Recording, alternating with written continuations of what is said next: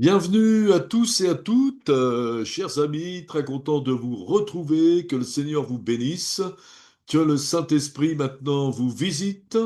Merci d'écouter maintenant cette vidéo maintenant, que l'Esprit vous conduise dans toute la vérité.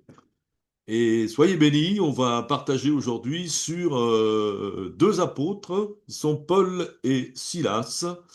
Voilà, on parlait aussi des ministères. Voilà. Et on va commencer par lire un texte qui se trouve dans les Actes des Apôtres, chapitre 15, versets 36 à 41. Voilà. Donc, ça se passe après que Paul et Barnabas aient évangélisé tous les pays envoisinants. Alors, quelques jours s'écoulèrent après lesquels Paul dit à Barnabas, retournons visiter les frères dans toutes les villes où nous avons annoncé la parole du Seigneur pour voir en quel état ils sont. Barnabas voulait emmener aussi Jean surnommé Marc, mais Paul jugea plus convenable de ne pas prendre avec eux celui qui les avait quittés depuis la Pamphylie et qui ne les avait point accompagnés dans leur œuvre. Ce dissentiment fut assez vif pour être cause qu'ils se séparèrent l'un de l'autre et Barnabas, prenant Marc avec lui, Jean-Marc, s'embarqua pour l'île de Chypre. Paul fit le choix de Silas et partit recommandé par les frères à la grâce du Seigneur. Il parcourut la Syrie et la Cilicie, fortifiant les églises. Voilà, donc même entre deux apôtres, Paul et Barnabas, il peut y avoir des différends, hein, ils n'étaient pas d'accord. Et donc on a dans ce texte quatre personnes présentes. Alors c'est l'apôtre Paul avec l'apôtre aussi Barnabas, et il y a Marc ou Jean-Marc et Silas. Donc ça fait quatre personnes dont on va parler. Alors, on va commencer par Paul. Eh bien, vous savez que Paul, eh bien, c'était un apôtre qui avait reçu sa mission directement de Dieu et qui a été aussi reconnu par l'Église. En général, ça se passe comme ça. Donc, un ministère est donné directement par Dieu et après, il faut qu'il soit reconnu par l'Église. Et Paul, qui nous dit dans Romains 1.1, Paul, serviteur de Jésus-Christ, dans d'autres passages, il dit apôtre, non de la part des hommes, mais de la part de Dieu. Donc, il n'a pas été nommé apôtre par les hommes. Ce pas les hommes qui ont décidé qu'il serait un apôtre, mais c'est Dieu directement. Et il en est comme ça pour tous les ministères, mis à part pour annoncer l'évangile de Dieu. Voilà. Alors, on va lire aussi un passage où il est question de plusieurs ministères. Acte 13, verset 1. Il y avait dans l'église d'Antioche, donc c'était une des premières églises, après l'église primitive de Jérusalem, une église faite avec beaucoup de non-juifs, une église qui va grossir énormément. Et donc, c'était, on pourrait dire, presque une méga church en ce temps-là. Donc, il y avait dans l'église d'Antioche des prophètes et des docteurs, Barnabas, Siméon appelé Niger, Lucius de Cyrène, Manaën, qui avait été élevé avec Hérode le tétrarque, et Saul, ou Paul.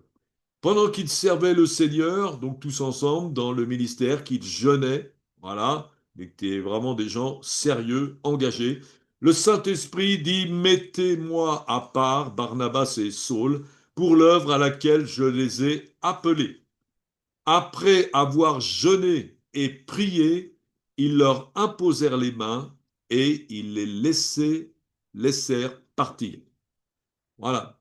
Donc, on voit qu'il y a plusieurs ministères dans l'Église. Là, il est parlé de prophètes, il est parlé de docteurs, on a parlé d'apôtres. Dans l'Épître aux Éphésiens, chapitre 4, verset 11, dit, il a donné les uns comme apôtres, les autres comme prophètes, les autres comme évangélistes, les autres comme pasteurs et docteurs. Donc, cinq ministères de base. Pourquoi sont donnés ces ministères? Ben, c'est écrit juste après. Pour le perfectionnement des saints, hein. Les saints, c'est pas ceux qui sont montés au ciel, mais ce sont les gens qui suivent Jésus, parce qu'on est sanctifié par lui, par son sacrifice, pour le perfectionnement des saints en vue de l'œuvre du ministère et de l'édification du corps de Christ, jusqu'à ce que nous soyons tous parvenus à l'unité de la foi et de la connaissance du Fils de Dieu, à l'état d'homme fait, à la mesure de la stature parfaite de Christ.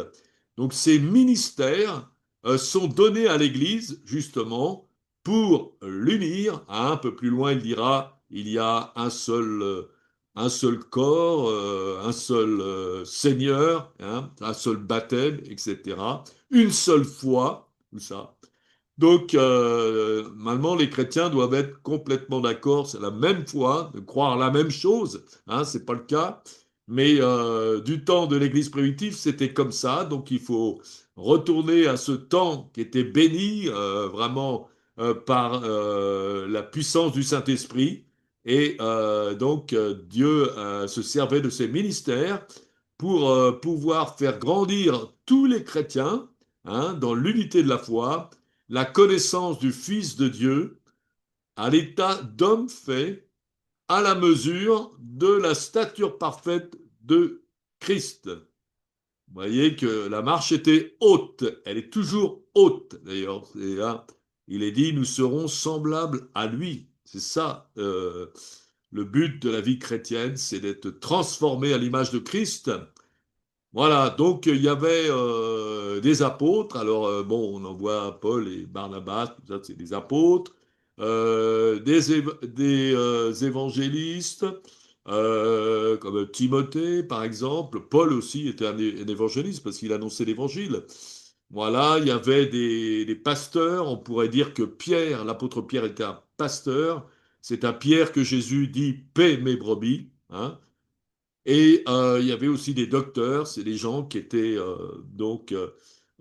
qui savaient enseigner, qui savaient expliquer la parole de Dieu. Ben, on pourrait prendre Paul aussi. Paul aussi était en même temps un docteur, en même temps qu'il était apôtre, il était aussi évangéliste, pasteur et docteur, hein. Et si on prend Jésus lui-même, eh bien, il avait tous les ministères réunis. Que Jésus était évangéliste, il était apôtre, il était docteur, il était pasteur. Et il était prophète également, et tout à la fois, bien sûr. Voilà. Alors, le ministère donc est reçu directement par Dieu, hein. Et voilà, par exemple, moi j'ai reçu après le début de ma conversion, Seigneur m'a visité une nuit dans ma chambre et puis m'a confirmé m'a parlé directement et dans un ministère d'évangéliste. Voilà. Donc à quoi ça sert un ministère d'évangéliste? Ben, ça sert à évangéliser, bien sûr, hein. Bon, c'est le rôle d'un évangéliste, mais pas seulement, puisque les ministères sont donnés pour l'Église. Ça sert à former les gens aussi, former les gens à l'évangélisation, parce que quelqu'un qui croit en Jésus, qui le suit, qui veut devenir un disciple, eh bien, il a aussi cette charge et ce ministère de pouvoir témoigner autour de lui et d'apporter l'évangile, hein. On dit qu'il a reçu le ministère de la réconciliation, on en a déjà parlé. Voilà, il est l'ambassadeur pour Christ. Donc le ministère, quelqu'un qui a un ministère, eh bien, va les aider. Donc c'est bien que dans les églises, par exemple, il passe de temps en temps des gens qui ont le ministère d'évangéliste pour booster maintenant tous les membres de l'église à sortir un peu de leur mur et à aller apporter cette bonne nouvelle partout autour d'eux. Voilà, on les met au service de l'Église. Donc l'apôtre, eh bien, il a un ministère un peu plus complet. Le prophète, il va donner les prophéties, bien sûr. Le docteur, il va expliquer l'Écriture. Et le pasteur, il va s'occuper des brebis. Voilà. Alors, donc, l'Église aussi doit reconnaître les ministères qui ont été donnés, hein. Et par, comment est-ce que l'Église va reconnaître, par exemple, le ministère de Paul, hein, eh bien, c'est pas parce que vous dites, moi je suis apôtre, moi je suis évangéliste, et que l'Église est forcée de reconnaître votre ministère, hein. Comme dit Jésus, on reconnaît un arbre à ses fruits. Hein, si l'arbre ne porte pas fruit, bah, l'arbre, on peut pas dire si c'est un pommier, un prunier. Donc c'est pareil. Hein, si vous dites que vous avez un ministère, vous ne portez pas de fruits de ce ministère, ça marche pas. Donc l'Église, évidemment, elle a besoin de preuves. Hein, c'était ça d'ailleurs pour Paul, quand Paul il a été vraiment interpellé par Jésus sur le chemin de Damas. Ensuite, il est allé à Damas et il a rencontré un chrétien, Ananias, à qui Dieu avait parlé. Et Dieu lui avait dit, il avait confirmé que Paul était bien quelqu'un qui avait été choisi par Dieu. Il dit, va, car cet homme est un instrument que j'ai choisi pour porter mon nom devant les nations, devant les rois et devant les fils d'Israël. Et je lui montrerai tout ce qu'il doit souffrir pour mon nom. Donc la mission de l'apôtre Paul, eh bien, elle est confirmée aussi par Ananias, qui était un disciple, dit, c'est-à-dire annoncer Jésus et la bonne nouvelle, c'est-à-dire là à toute la création, à la fois les petits comme les grands, et puis aux Juifs comme aux gens des nations, hein, de toutes les nations. Est-ce qu'il l'a fait? Eh bien oui, Paul l'a fait. Comment on le sait qu'il l'a fait? Eh bien, il faut lire les Actes des Apôtres, qui ont été écrits par Luc, qui était un proche de Paul, et qui a pu écrire un peu une grande partie de ce que Paul a fait. Voilà. Et d'ailleurs, dans les Actes des Apôtres, on parle beaucoup de l'évangélisation de Paul. Hein. Il y a aussi un peu celle de Pierre et d'autres, Philippe par exemple, mais c'est surtout Paul. Voilà. Et on parle aussi, Paul en parle lui-même, parce qu'il a lui-même écrit, hein, il a écrit beaucoup d'épîtres où justement il fait état de son évangélisation et de la formation d'église. Voilà. Alors, finalement, pourquoi parle-t-on beaucoup plus de l'évangélisation de Paul et moins de celle des autres? Eh bien, il y a plusieurs raisons. Hein. Une raison déjà, c'est parce que il y en a qui ont écrit ce qu'il a fait, comme Luc. Lui-même a écrit ce qu'il a fait. Et puis, il y a aussi d'autres raisons. Une autre raison, c'est parce qu'il a travaillé plus que les autres. Hein. Paul était un acharné du travail. Et ce qu'il le dit lui-même, donc dans 1 Corinthiens 15, 10, par la grâce de Dieu, je suis ce que je suis, et sa grâce envers moi n'a pas été vaine. Loin de là, j'ai travaillé plus que tous, non pas moi toutefois, mais la grâce de Dieu qui est avec moi. Hein. Parce que, comme je l'ai dit, il a beaucoup travaillé, il a été sur le terrain, il a beaucoup écrit, et quand il a écrit, la plupart du temps, c'était en prison, hein, donc il a beaucoup souffert aussi, hein. Il a été vraiment persécuté énormément, mais il s'est pas plaint, il a fait de cette persécution une victoire, parce que c'est en prison, quand il était en prison, qu'il a écrit toutes ces épîtres qui bénissent l'Église dans le monde entier, encore maintenant, 2000 ans après. On pourrait dire même que Paul a plus fait par ses écrits que par ses actes directs sur le terrain. Voilà, il le dit lui-même, dit que quand il parle à Timothée, il écrit une lettre à Timothée, il dit, souviens-toi de Jésus-Christ, issu de la postérité de David, ressuscité les morts selon mon évangile, pour lequel je souffre jusqu'à être lié comme un malfaiteur, mais la parole de Dieu n'est pas liée. Hein. La parole de Dieu, on peut être lié, comme Paul, enchaîné, mais la parole n'est pas forcément liée. Évidemment, lui, il pouvait pas aller parler aux gens dans la rue, hein. Parler peut-être aux gardiens de la prison, mais il pouvait pas parler. Mais il s'est débrouillé pour quand même parler à tout le monde, bien qu'il était enfermé dans sa prison. Comment? Eh bien, en écrivant. C'est par ses écritures qu'il s'est libéré. Donc là, ensuite, ces paroles ont été envoyées un peu partout dans toutes les églises. Et elles sont encore là maintenant pour bénir maintenant toutes les églises. Voilà. Donc des fois, vous êtes un peu coincé, vous ne pouvez pas directement partager l'évangile aux gens, peut-être vous êtes timide, je ne sais pas. Et il y a toujours un moyen de le faire, hein, comme Paul l'a fait. Vous ne pouvez pas le faire oralement directement, mais vous pouvez toujours le faire par écrit, hein. Si vous avez, savez pas quoi dire et comment parler aux gens, eh bien, vous prenez des tracts où le message de l'évangile est donné, et puis vous partez le distribuer. Vous pouvez le mettre dans les boîtes aux lettres, vous pouvez le mettre de main à main, et il y a toujours un moyen pour apporter l'évangile. Et cet évangile fera son travail. Voilà. Et donc, c'est d'ailleurs un rêve que Dieu m'avait montré dès le début où j'ai commencé à croire en Jésus, à le suivre. Il m'avait montré pendant un rêve que j'étais dans les rues et j'allais vers toutes les personnes qui parlaient, qui avaient un air un peu triste, un peu sans espoir. Et moi, j'allais les voir et je ne leur parlais même pas, mais je leur donnais un tract avec l'évangile du salut. Et je les voyais lire immédiatement ces tracts, c'était des petits tracts, c'était pas long à lire. Ils lisaient du début à la fin, recto verso, et je voyais au cours de la lecture, eh bien, leur visage transformé. Et à la fin, quand ils avaient lu le message du salut jusqu'à la fin, ils étaient remplis de joie et tous le visage levé vers le ciel. Voilà. Donc Dieu nous donne la garantie de ce qu'on va faire quand on apporte l'évangile, que ce soit par oral et par écrit, et bien que ça va produire des effets. Comme il le dit lui-même dans Marc 4, 26, 29, il dit encore, Jésus, il en est du royaume de Dieu comme quand un homme jette la semence en terre, qu'il dorme ou qu'il veille, nuit et jour, la semence germe et croît sans qu'il sache comment. La terre produit d'elle-même d'abord l'herbe, puis l'épi, puis le grain tout formé dans l'épi. Dès que le fruit est mûr, on y met la faucille, car la moisson est là.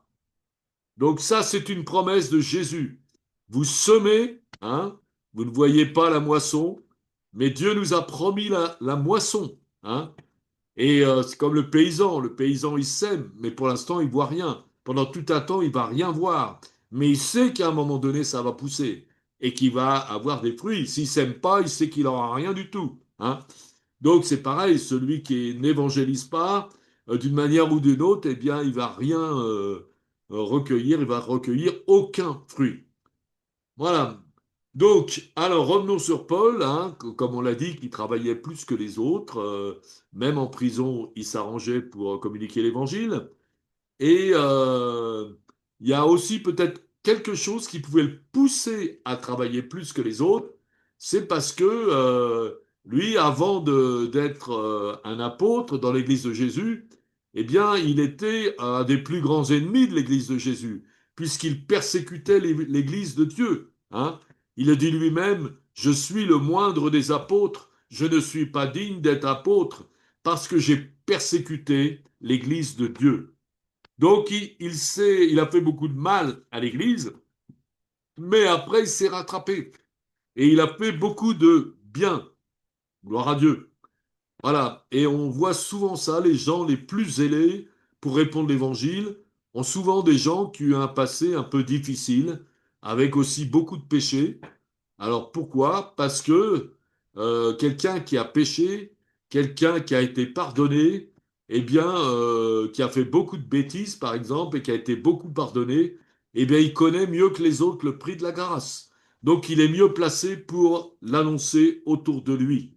Il peut aller voir le pire des hommes ici sur la terre et lui dire, mon gars, il y a une chance pour toi, Dieu t'aime et veut te pardonner tes péchés, parce que Jésus est mort sur la croix pour toi afin que tu sois sauvé, tu ne périsses pas, mais que tu aies la vie éternelle. Voilà. Donc, l'apôtre, on a vu le travail de l'apôtre. L'apôtre, c'est annoncer l'évangile, mais c'est aussi implanter les églises. Là, on voit que Paul et Barnabas, avec Silas et Marc, ils vont visiter maintenant les églises qui ont été implantées. Les gens qui ont été évangélisés, ils se rassemblent. Il y a des anciens qui sont nommés. Souvent, ils ne sont pas tellement anciens parce que les églises se forment vite, mais c'est les gens qui prennent un peu la responsabilité du groupe et il va encourager, donc, avec tous les autres apôtres, il va encourager toutes ces églises. Alors Barnabas, lui, son nom veut dire fils d'exhortation. Il était bien connu des apôtres et des responsables d'église, et c'est d'ailleurs lui qui est allé chercher Paul pour le faire accepter par l'église. Parce que l'Église n'était pas tellement chaude au départ pour accepter Paul. Hein, ça avait été le plus grand ennemi de l'Église. Il dit, ouais, c'est un peu louche celui-là. Mais Barnabas, lui, il a eu confiance en Paul. Hein, et c'est écrit d'ailleurs dans Acte 9, 27. Alors Barnabas, ayant pris Paul avec lui, le conduisit vers les apôtres et lui raconta comment sur le chemin de Damas, Saul avait vu le Seigneur qui lui avait parlé et comment à Damas il avait prêché franchement au nom de Jésus. Voilà. Donc ça, c'est une preuve que quelqu'un marche avec Jésus. Hein. Eh bien, la meilleure preuve, c'est quand il parle de Jésus autour de lui. Hein. Si quelqu'un il a honte de parler de Jésus ou il a peur et tout ça, bon, ben, il n'est pas encore un disciple. Mais quelqu'un qui est un disciple, eh bien, il n'a pas peur de parler de Jésus. Jésus qui a dit, celui qui me confessera devant les hommes, je le confesserai devant le Père et devant les anges de Dieu. Voilà. Donc, finalement, Paul a été reconnu, bien sûr, par l'Église, et il a fait énormément de bien à l'Église, comme on l'a dit tout à l'heure, avec tous ses épîtres. Et il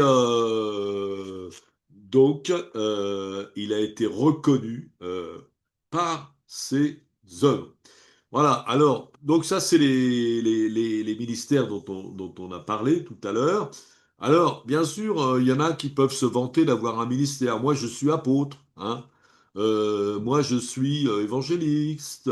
Moi, je suis pasteur. Moi, je suis docteur. Bon, l'important, c'est pas ce qu'on dit, c'est surtout ce qu'on fait, hein. Et donc, c'est ce que dit Paul d'une autre façon. Il dit, moi, j'irai bientôt chez vous, parle dans d'autres églises, si c'est la volonté du Seigneur, et je connaîtrai non par les paroles, je connaîtrai non les paroles, mais la puissance de ceux qui se sont enflés. Car le royaume de Dieu ne consiste pas en paroles, mais en puissance. Hein. Bien beau de parler, on peut toujours parler. Mais ce qu'on veut, évidemment, c'est des actes. Hein. Et quand il y a des actes qui se font, hein, c'était le cas avec Paul, il y avait beaucoup de guérisons aussi par son ministère, des délivrances. Il annonçait l'évangile avec à beaucoup de monde et beaucoup d'églises qui naissaient grâce à lui. Voilà, donc c'est en voyant les œuvres, eh bien, qu'on peut discerner les apôtres. Et ça peut être aussi par une prophétie, hein, une parole prophétique, comme on l'a vu tout à l'heure. Euh, tous ces gens qui étaient rassemblés, beaucoup de ministères, pendant qu'ils servaient le Seigneur dans leur ministère, qu'ils jeûnaient, le Saint-Esprit dit, mettez-moi à part Barnabas et Saul pour l'œuvre à laquelle je les ai appelés. Donc, Barnabas et Saul, donc ils étaient appelés à une œuvre. Les autres ne savaient pas ça, parce que Dieu avait parlé directement à Paul, à Barnabas, tout ça, mais les autres ne savaient pas. Mais par contre, par inspiration du Saint-Esprit, quand ils se réunissent, quand tu pries, eh bien le Saint-Esprit leur dit, si, ces gars-là sont bien appelés à cette œuvre et il faut que vous les encouragiez. Et c'est exactement ce qu'ils ont fait. Hein. Moi, je me rappelle que quand j'étais jeune converti, on avait reçu une mission de Dieu de faire une radio locale pour apporter l'évangile dans la région de Mantes-la-Jolie. Et c'était une œuvre difficile puisque moi je connaissais rien de la radio, tout ça. Je m'étais lancé là-dedans. Et puis, donc, on a beaucoup lutté, beaucoup travaillé pour créer cette radio, avec aussi des doutes, parce qu'on se disait, j'étais combattu même par des chrétiens qui me disaient, oh là, t'es à peine converti, et tu veux tout de suite faire ça, ceci, cela. Bon, quelque part, j'étais un peu jaloux. Et Donc, j'étais combattu par pas mal de choses. Ça fait que on arrivait des fois à douter, hein. Et à ce moment-là, on était dans une réunion et il y avait un Danois, un prophète danois, il parlait pas français, il parlait danois. Et à un moment donné, il donne une prophétie en danois. Alors, heureusement, il y avait un frère qui parlait le danois et qui a traduit la prophétie. Et cette prophétie nous était destinée, hein, donc à mon épouse et à moi. Et prophétie, c'était, il y a deux personnes ici dont j'ai donné une mission maintenant pour l'évangélisation, qu'ils puissent arrêter complètement de douter maintenant, savoir c'est bien moi qui les ai conduits. Donc ça a été donné, alors on l'a entendu, et toute l'Église qui était là aussi l'a entendu, hein, parce qu'il y en a qui pouvaient se poser des questions, dire oh, ils ont la mission de faire une radio et tout ça, est-ce que c'est vraiment Dieu qui leur a parlé, hein? Donc là, ça confirme aussi ce que Dieu fait. Voilà, alors on voit au départ, donc c'était Paul et Barnabas qui ont commencé à évangéliser, à planter des églises, etc. Et puis à un moment, ils vont se séparer, hein. Pourquoi? Parce que Paul ne veut pas emmener Marc, parce que Marc les a quittés à un moment donné, donc tu n'avais pas confiance en Marc, il pensait que il pouvait les abandonner une deuxième fois. C'est pour ça que Paul s'est fâché, on va dire, avec Barnabas. Puis finalement, Paul et Barnabas se sont séparés et Barnabas a pris Marc, qui était d'ailleurs son cousin de sa famille, et Paul a pris quelqu'un qui était là à ce moment-là, c'était Silas, hein. Donc, alors on pourrait dire, bon, ils sont fâchés, ils sont... Bon, c'est pas très bien, mais en fin de compte, il y avait au départ une équipe qui allait visiter les églises, et maintenant, avec cette division, il y en a deux, hein. Il y a donc Paul avec Silas et Barnabas et Marc. Donc le travail est multiplié par deux, et tant mieux. Voilà. Donc, alors, Paul n'a pas donné une deuxième chance à Marc, hein, mais par la suite, il va se rattraper. Il va lui donner. Il dit parce que les hommes ne donnent pas toujours de deuxième chance, mais Dieu en donne toujours. Si la personne s'humilie et lui demande. C'était le cas d'un roi de l'Ancien Testament, Ézéchias, qui était un bon roi, qui faisait ce que Dieu voulait. Mais à un moment donné, on lui envoie un prophète à Ézéchias et le prophète lui dit, bah, prépare tes affaires parce que tu vas mourir.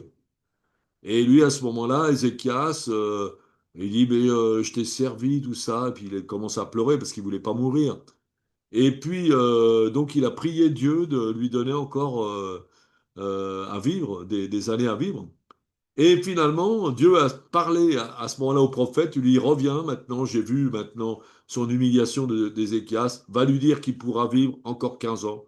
Et c'est ce qui s'est passé pour Ézéchias. Voilà, donc il y a une deuxième chance quand on la demande.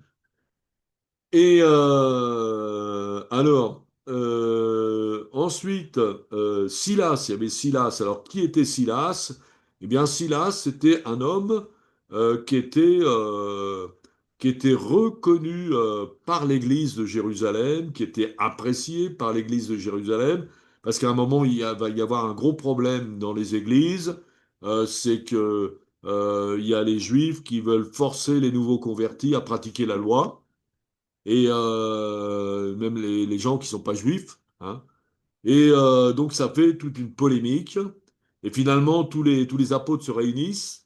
Et puis finalement, celui qui prend la parole, eh bien, c'est Pierre. Il lui dit, ben, écoutez, nous, on n'était même pas capables de suivre la loi et on va forcer maintenant les non-juifs à la suivre. Ça va pas. Et en fin de compte, euh, et ils ont envoyé maintenant à cette église, notamment cette église d'Antioche qui devenait nombreuse, ils ont envoyé maintenant plusieurs frères dans lesquels ils avaient confiance pour leur annoncer la décision qu'ils avaient fait, cette doctrine de ne pas demander aux non-juifs de pratiquer la loi, mais c'est pas par la loi qu'on est sauvé, Hein, c'est par la grâce. Hein, faut lire l'Épître aux Romains. C'est dit et redit. L'Épître aux Galates également. Alors, donc, ils envoient Silas, et Silas était prophète aussi. Hein, il est dit qu'il était prophète, il avait reçu un ministère. Voilà. Alors, par la suite, on n'a pas eu de nouvelles de l'équipe de Barnabas et de Marc, hein, mais on en a eu de l'équipe de Paul et de Silas. Alors pourquoi? Ben oui, ben pour la même raison que de ce qu'on a dit tout à l'heure, parce que il y avait avec Paul souvent quelqu'un qui écrivait, c'était Luc, et Paul écrivait lui-même, donc il donnait des nouvelles. Et c'était moins le cas de Barnabas et de Marc. Alors, quoique Marc, si c'est le même Marc, il a écrit aussi un évangile. Mais bon, là, c'était la vie de Jésus, et il n'était pas un apôtre de Jésus, mais il était un proche de Pierre, l'apôtre, qui lui a raconté pas mal de choses, donc il a pu écrire son évangile. Alors, on lit la suite, acte 16. Alors maintenant, avec Paul et Silas, qui sont partis. Comme nous allions au lieu de prière, une servante qui avait un esprit de python et qui, en devinant procurer un grand profit à ses maîtres, vint au-devant de nous et se mit à nous suivre. Paul et nous, elle criait, ces hommes sont les serviteurs du Dieu très haut. Ils vous annoncent la voie du salut. Elle fit cela pendant plusieurs jours. Paul, fatigué, se retourna et dit à l'esprit, je t'ordonne au nom de Jésus-Christ de sortir d'elle. Et l'esprit sortit à l'heure même. Donc cette femme criait quoi? Elle criait, ces hommes sont les serviteurs du Dieu très haut. Ils vous annoncent la voie du salut. Est-ce qu'elle disait des bêtises? Non, parce que c'était vrai. Hein. Mais alors pourquoi Paul l'a fait taire? Mais il l'a fait taire parce que elle était inspirée par le diable. Hein. Et donc même on n'a pas envie que le diable nous fasse de la publicité. Hein. Je sais pas moi si vous êtes si il y a beaucoup de gens qui sont des criminels, des bandits et qui disent de vous ah c'est un super gars, il est super et tout. Bon bah vous avez des doutes sur la probité de cette personne. Ah, c'est normal, ben, c'est ce qui se passait.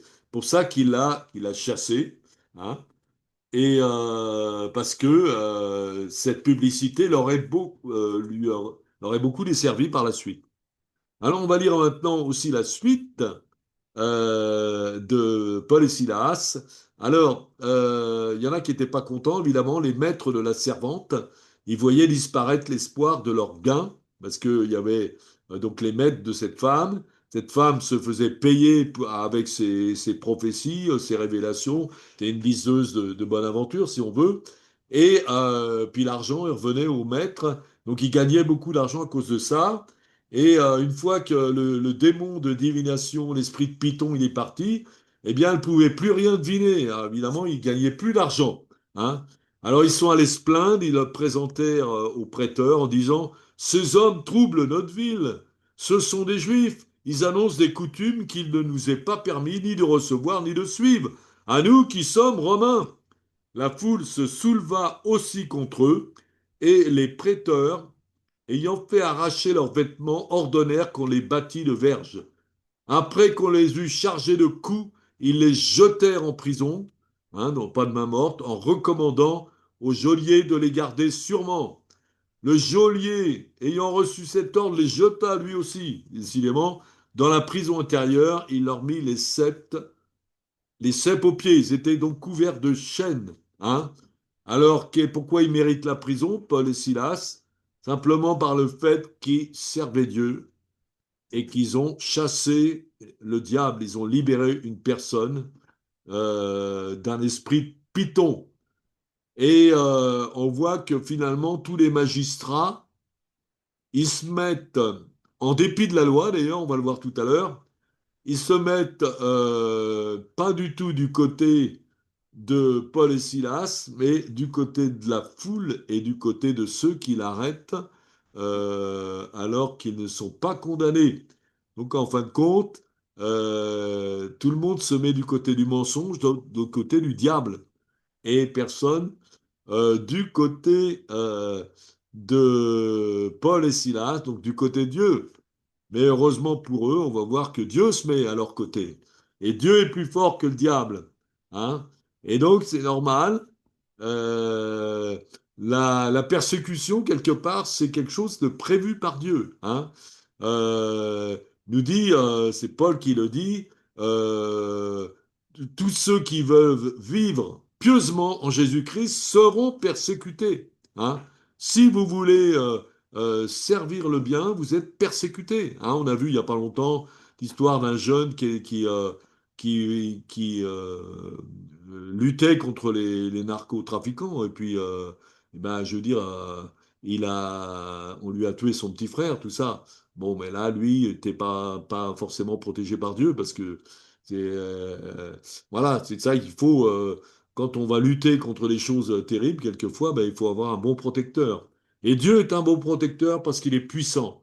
Alors justement, on va voir en lisant Actes 16, 25, vers le milieu de la nuit, Paul et Silas priaient et chantaient les louanges de Dieu, et les prisonniers les entendaient. Tout à coup, il se fit un grand tremblement de terre, en sorte que les fondements de la prison furent ébranlés. Au même instant, toutes les portes de la prison s'ouvrent, et les liens de tous les prisonniers furent rompus. Le geôlier se réveilla, et lorsqu'il vit les portes de la prison ouvertes, il tira son épée et alla se tuer, parce que là, il risquait gros, pensant que les prisonniers s'étaient enfuis. Mais Paul cria d'une voix forte, ne te fais pas de mal, nous sommes tous ici. Alors le geôlier, ayant demandé de la lumière, entra précipitamment et se jeta tout tremblant aux pieds de Paul et Silas. Il les fit sortir et dit, Seigneur, au pluriel, que faut-il que je fasse pour être sauvé? Et Paul et Silas lui répondirent, crois au Seigneur Jésus, et tu seras sauvé, toi et toute ta famille. Pas compliqué d'être sauvé. Il faut croire au Seigneur Jésus. Hein? Et on peut sauver non seulement nous-mêmes, mais notre famille. Et donc, Paul et Silas lui annoncèrent la parole du Seigneur, ainsi qu'à tous ceux qui étaient dans la maison. Il les prit avec lui à cette heure même, lava leurs plaies, le geôlier, et aussitôt il fut baptisé. Voilà, ça ne traîne pas. Hein, le baptême, c'est une chose. Une fois que vous avez cru, eh ben, faut vous faire baptiser. Jésus a dit, celui qui croira et sera baptisé sera sauvé. Donc il faut, comment dirais-je, s'engager maintenant par le baptême. Pas tout de croire maintenant. Comme on l'a dit, les paroles c'est bien, mais les actes c'est mieux. Et le premier acte que Dieu nous demande à faire en tant que croyant en Jésus-Christ, c'est de se faire baptiser, ce qu'il a fait, donc cet homme avec tous les gens qui étaient avec lui. Voilà, donc les ayant conduits dans son logement, le geôlier, il leur servit à manger, donc plus tous les mêmes rapports. Il se réjouit avec toute la famille de ce qu'il avait cru en Dieu. Voilà. Donc on voit que comment réagit Paul et Silas à travers cette persécution. Eh bien, ils ont bien réagi. Hein. Ils ont réagi, on ne s'attendait pas à ça. Au lieu de se plaindre et de pleurer parce qu'ils avaient été battus. Ils auraient pu dire on fait le bien et puis voilà ce qu'on. Non, ils ont eu confiance en Dieu, hein, et dit bon, c'est dur ce qu'on vit, mais Dieu, il a pas dit son dernier mot. Donc au lieu de se plaindre, ils ont chanté.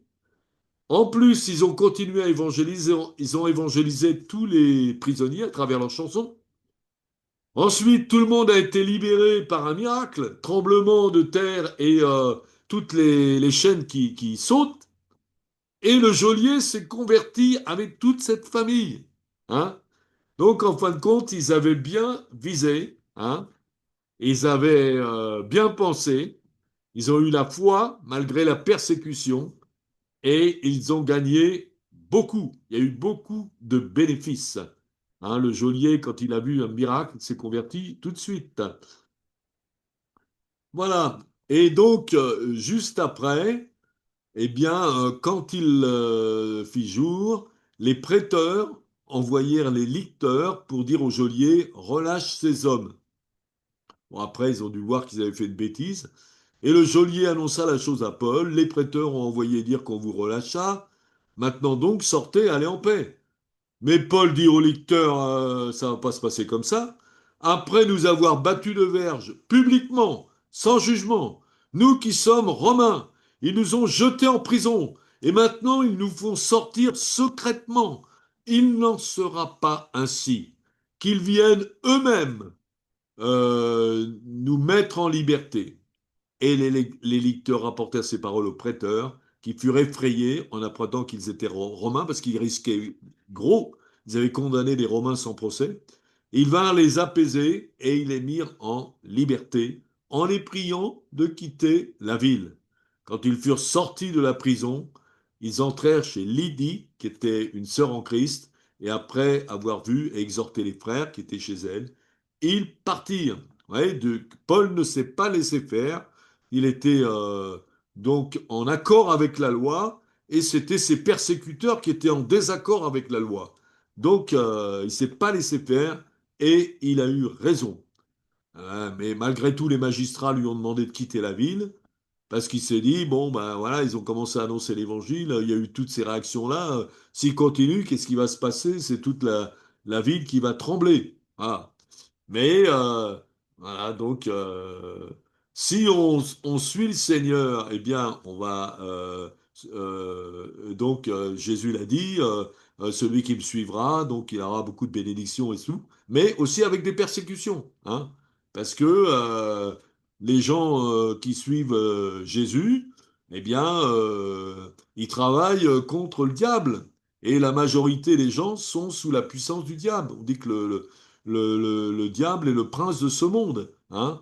Donc évidemment, ça ne plaît pas à tout le monde, hein. Et donc on est persécuté. Mais on voit aussi que si on accepte cette persécution, eh bien, on pourrait en tirer de grands bénéfices, comme ça a été le cas pour Paul et Silas. Voilà, ben, c'est ce que je vous souhaite. Donc, voyons bénis, n'ayons pas peur de servir Jésus, n'ayons pas peur, ayons de l'audace comme Paul et Silas l'ont eu, et ne craignons pas maintenant, parce que Dieu peut transformer maintenant le mal en bien. C'est ce qu'il veut faire, hein. Donc derrière la persécution, si on l'accepte, hein, c'est ce que nous dit d'ailleurs l'apôtre Jacques, mes frères, regardez comme un sujet de joie complète les diverses épreuves auxquelles vous pouvez être exposés, sachant que l'épreuve de votre foi produit la patience, etc. Mais il faut que la patience accomplisse parfaitement son œuvre, afin que vous soyez parfaits et accomplis sans faillir en rien. Voilà, donc il faut être patient. Patience, ça veut dire savoir souffrir. Et quelquefois, faut savoir souffrir. Ils ont su souffrir, hein, ils ont été fouettés, jetés dans la prison, etc. Et puis ils ont supporté la souffrance. Mais ils ont eu beaucoup de bénéfices pour ça. Et nous aussi, on peut l'avoir. Que le Seigneur vous bénisse, que son esprit maintenant vous remplisse et continuez à servir l'évangile, annoncer la bonne nouvelle. Voilà, hein, car ceux qui annoncent la bonne nouvelle, ceux qui parlent de Jésus ici-bas, eh bien Jésus parlera de là-haut, hein. Donc si vous voulez être connu en haut, au ciel, eh bien faites connaître Jésus en bas. Soyez bénis et à bientôt. Au revoir.